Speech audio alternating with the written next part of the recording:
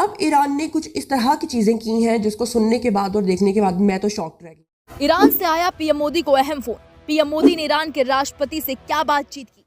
ऐसा बंदा जो ना दोस्त, मैं फिर उस पॉइंट को एस्टेब्लिश कर रहा हूं, न दोस्त अरब ममालिक का मान रख रहा है, न यूरोपीय ममालिक का मान रख रहा है। अफसोसनाक जो चीज़ की है, जो इंतहाई अफसोसनाक कदम उठाया है ईरान ने, जिसपे मुझे बड़ा दुख हुआ, मैं बड़ी हैरान भी हुई हूँ, वो ये है कि आपको अच्छे तरीके से पता है कि अभी नेतन्याहू और मोदी जब ईरान के ऊपर हमला होने वाला था तो इन दोनों ने मुलाकात की थी। आपको ये भी पता है कि मोदी जो है वो इसराइल गए थे और उन्होंने कहा था कि वो हमारा जो है वो दोस्त मुल्क है और जो उनका स्टांस होगा वो हमारा स्टांस होगा। ईरान को हमेशा से खुल के इस बात का पता था कि अमेरिका और इसराइल का साथी जो अगर कोई है तो वो इंडिया है। इसमें तो कोई शक नहीं है ना, आप लोगों को भी और हमें भी, जितने भी आप मसालिक के लोग मुझे इस वक्त देख रहे हैं। दुख भरी खबर है कि देखें कि ईरान को जब पता है कि भारत का स्टांस खुलकर किसके साथ है, जब ईरान को इस बात के बारे में पता है कि इसराइल अपने हथियार और अपने ड्रोन्स इंडिया के अंदर भी बनाता है और इंडिया को इस्तेमाल करके उन्होंने ये सब कुछ किया है, उसके बावजूद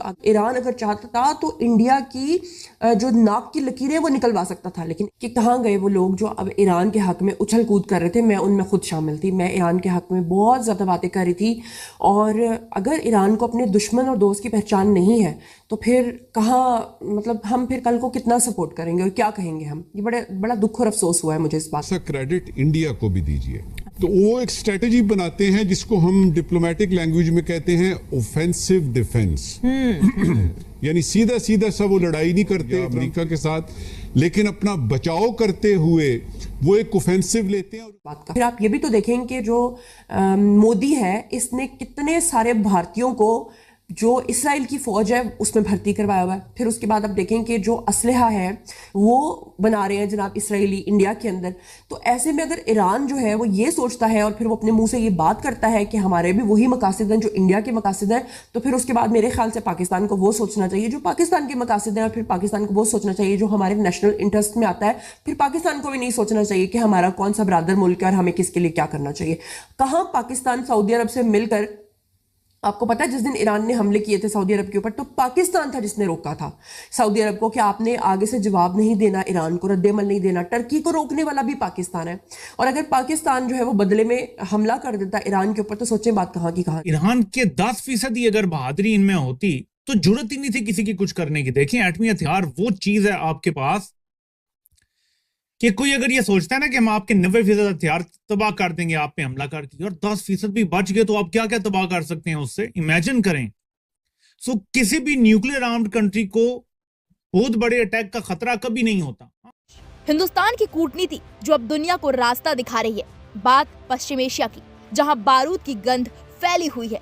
लेकिन इन सबके बीच ईरान के राष्ट्रपति डॉक्टर मसूद पेजेश्कियान ने भारत के प्रधानमंत्री नरेंद्र मोदी को फोन मिलाया। क्यों, क्या चल रहा है वहाँ? क्या ये सिर्फ एक शिष्टाचार वार्तालाप थी या इसके पीछे की वजह है आपकी जेब और देश की सुरक्षा? आज इसी पर आपको पूरी रिपोर्ट दिखाएंगे। तारीख 30 जून, वक्त कूटनीतिक हलचल का। ईरान के राष्ट्रपति ने पीएम मोदी को फोन किया। पीएमओ की रिपोर्ट कहती है कि पेजेश्कियान ने पीएम मोदी को बताया कि उनके इलाके में क्या चल रहा है। युद्ध के मैदान से लेकर कूटनीतिक मेजों तक ईरान क्या सोच रहा है, ये सब पीएम को बताया गया। ये बताता है कि दुनिया की बड़ी ताकतें, चाहे वो ईरान ही क्यों ना हो, आज भारत की राय को कितनी अहमियत देती हैं। अब आपको वो बात बताती हूँ जो आपको सबसे ज्यादा समझनी चाहिए। होर्मुज जलडमरू मध्य, नाम सुना है आपने? बिल्कुल सुना होगा, क्योंकि जब से मध्य पूर्व में ये जंग छिड़ी तब से ही होर्मुज की चर्चा तेज हो गई। और ये आपकी रसोई और आपकी बाइक की टंकी से सीधा जुड़ा हुआ है। पूरी दुनिया का 20 से 30% कच्चा तेल इसी रास्ते से आता है। भारत भी इसी पर निर्भर है। खबर ये है कि ईरान और ओमान मिलकर यहाँ टैक्स का कोई खेल रचने की सोच रहे हैं। अगर ऐसा हुआ तो तेल की कीमतें आसमान छू लेंगी। पीएम मोदी ने इसी बात पर ईरान को टोका। उन्होंने साफ कहा, शांति चाहिए तो व्यापार का रास्ता खुला रखो, नौवहन की आजादी से समझौता नहीं हो सकता। भारत ने हमेशा कहा है, संवाद ही समाधान है। बंदूक से ना पहले शांति आई है ना आएगी।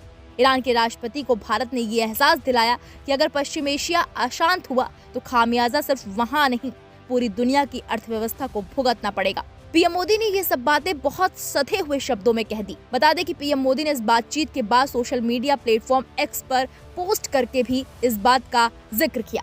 इसी बीच एक और बड़ी खबर, ईरान के पूर्व सर्वोच्च नेता अयातुल्लाह अली खामनेई के अंतिम संस्कार का न्योता भी ईरान ने पीएम मोदी को दिया है। मीडिया रिपोर्ट्स के मुताबिक भारत से बिहार के राज्यपाल सैयद अता हसनैन और विदेश राज्य मंत्री पवित्रा मार्गरेटा वहां भारत का प्रतिनिधित्व करेंगे। ये दिखाता है कि भारत अपने रिश्ते को निभाने में पीछे नहीं है, भले ही स्थितियां कितनी भी तनावपूर्ण क्यों न हो। साथियों, ये महज एक फोन कॉल नहीं है, ये उस भारत की ताकत है जो पश्चिम एशिया की आग में भी अपना रास्ता निकाल लेता है। जहां दुनिया युद्ध की बात कर रही है, वहां भारत शांति की वकालत कर रहा है। ईरान के राष्ट्रपति का पीएम मोदी को कॉल करना ये साबित करता है कि आज का ग्लोबल साउथ भारत को एक पीस मेकर यानी कि शांति दूत की तरह देख रहा है।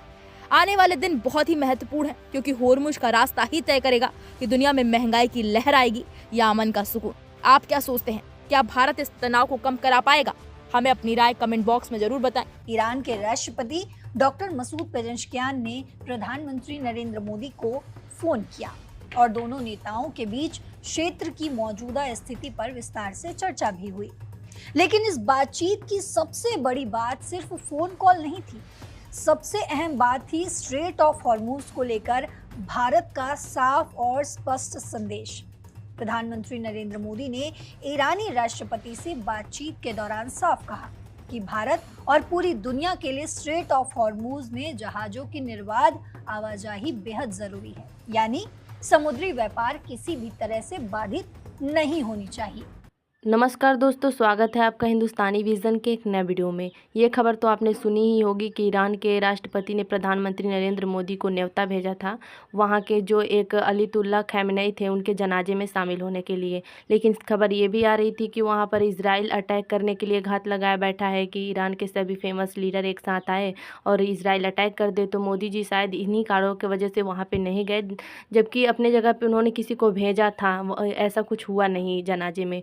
तो दोस्तों, पाकिस्तानियों को बड़ी इस बात की एक तरह से खुशी कहें या फिर एक तरह से ये थी कि अगर प्रधानमंत्री नरेंद्र मोदी नहीं जा रहे हैं तो ईरान और भारत के रिश्ते के बीच खटास आ जाएगा। लेकिन हाल ही में ईरान के राष्ट्रपति ने पीएम मोदी को फ़ोन किया है और बड़ी मित्रता से उन दोनों के बीच बातें हुई हैं और जो अहम बातें हैं वो हॉर्मुज को लेकर बातें हुई है। भारत का रुख साफ था कि हॉर्मुज से हर जो है कि जहाज़ गुजरनी चाहिए, तेल ओल के जो है कि कहीं कमी नहीं होनी चाहिए। हालांकि इन दोनों देशों के बीच जो है कि बड़ी मित्रता से बात हुई है, लेकिन पाकिस्तानियों को ये लग रहा था कि इन दोनों के बीच खटास आ जाएगा। ये पाकिस्तानी ये भी कह रहे हैं कि ईरान अपने दोस्त और दुश्मन में फ़र्क नहीं समझ रहा है।